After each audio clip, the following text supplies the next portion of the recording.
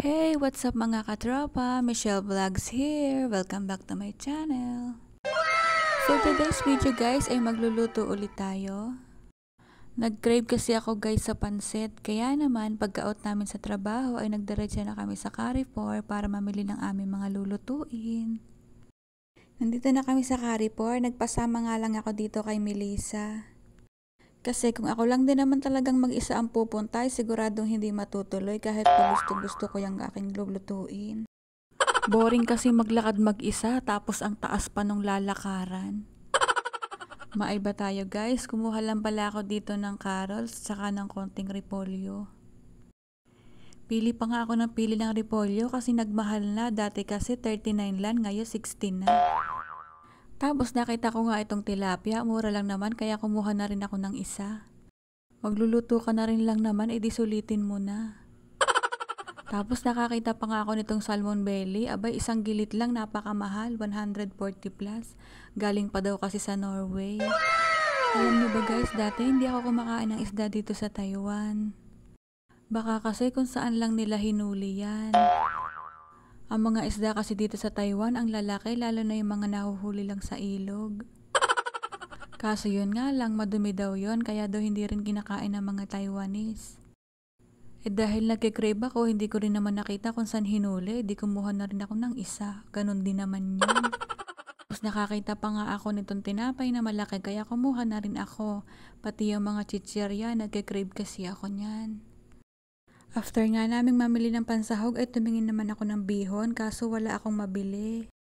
Hobby lang yung nakita ko kaya tsinaga ko na din, pwede na rin yun, ganun din naman ang lasa nun.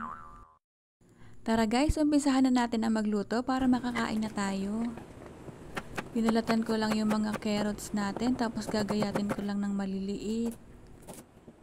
Isa't kalahating kilong bihon pala yung lulutuin ko kaya ilalahat ko na rin yung carrots, baka kasi masira kapag hindi ko pa niluto eh.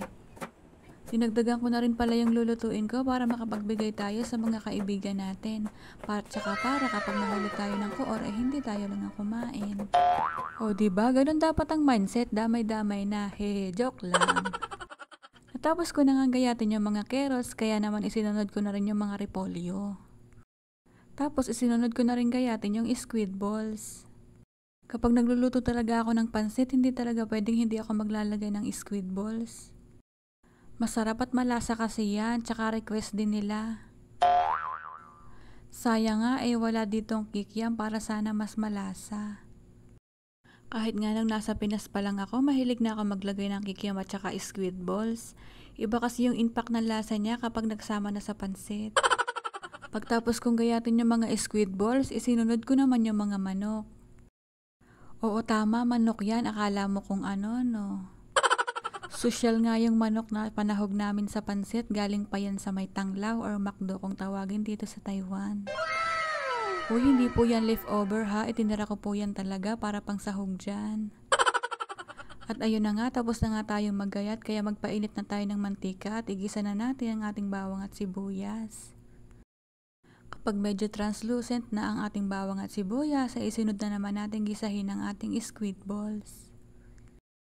Gigisahin lang natin siyang mabuti hanggang sa mag-golden brown para mas lumabas ang kanyang lasa at kumapit sa ating pansit. Mas lumalabas kasi yung lasa niya kapag medyo na-toasted na, pero wag niyo namang susunugin ha. Kapag ganyan na yung kulay, pwede niyo nang hanguin. Meron din ako ditong dried hipon kaya naglagay din ako ng konti. Allergy kasi sa hipon si Ate Tin kaya hindi ko na dinamihan. Naglagay lang ako ng konti pampalasa tapos isinabay ko na yung ating manok. Gigisahin lang natin ng bahagya ang ating gulay. Saglit lang natin itong lulutuin para hindi siya mag-overcook at para crunchy pa rin kapag kinain natin. Nilagyan ko lang ng konting oyster sauce pampalasa. I-set aside muna ulit natin yung gulay tapos ibalik na natin yung mga karneng sahog natin. Ito yung mga gulay natin, o diba ang ganda pa rin tignan.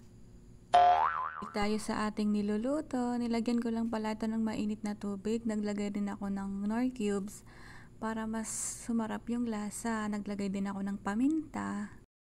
At syempre naglagay din ako ng konting magic sarap. Ito pala yung mga bihon natin, ibinabad ko muna siya sa tubig. Para mamaya kapag inihulog na natin ay hindi siya masyadong matakaw sa tubig. Yan, maglagay na tayo ng toyo. Binawasan ko na nga pala yung toyo ko, masyado na kasing madami.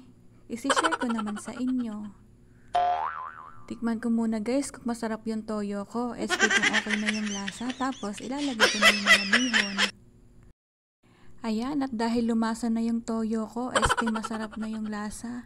Ilagay na natin isa-isa yung bihon, dahan-dahan lang kasi medyo puno yun sa kawali. Bali 1 kilo pala yung nilagay ko na bihon guys, tapos nag-add lang ako ng kalahating kilo ng pansit canton. Pero kung ako lang yung kakain guys, mas gusto ko yung pansit canton lang, kaso dahil marami tayong friend, nag-add na tayo ng bihon para mas madami. Share your blessing, ika nga. Halu-haluin lang natin maigi hanggang sa magsama sila. Medyo nagmamadali na nga ang lola mo kasi gutom na kami. Ayan na nga at finally naluto na din. Sobrang bango guys. Alam mo yung niluluto pa lang talagang magugutom ka na, kaya hindi na rin kami makapaghintay. Nilagyan ko lang pala ng konting oyster sauce para mas malasa at mas malinamnam syempre. Tapos ayan, inihalo ko na nga rin yung mga gulay. Finally luto na, kainan na. At syempre, mas masarap kainin ng pansit kapag mainit.